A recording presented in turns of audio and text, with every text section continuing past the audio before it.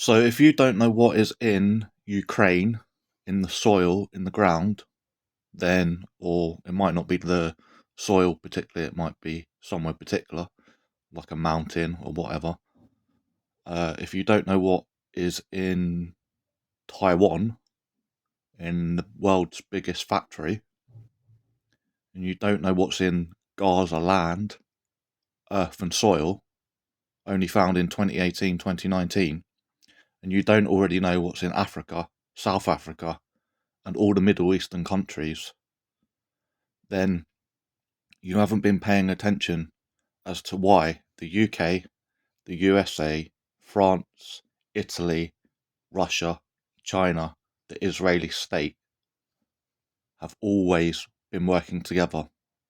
They're called frenemies, frenemy alliances. That doesn't mean that they won't shank each other in the neck, but it also means they won't go out of their way if they don't have to shank each other in the neck. Remember who creates the United Nations. Remember why Germany actually had to be stopped, and Italy, and Japan. Italy was an ex-empire. Japan was an ex-empire. If it got the whole of China, and Italy got a large chunk of Europe, and Germany becomes the first time empire, that would have fucked up Russia, China, the USA, the UK, and of course the frenemy Italy would have shared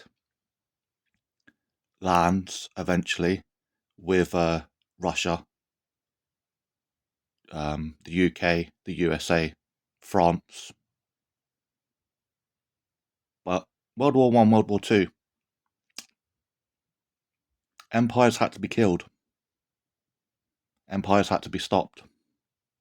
You can only have certain empires in power. If you can't figure that out,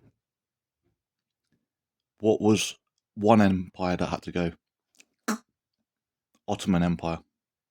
What was another empire that had to go? That had never been an empire just yet? Germany. Japan had already been an empire, but it had to go. Italy, new empire, take over, had to go as well. Wake up. You're being played by the political elites. The elites, CONservatism, Ziomism, religious extremists, terrorists, royal families. They all work together. They are frenemies. Frenemies don't have to kill each other every time, but they don't always have to work together. And bigger global events are happening, and you're all asleep.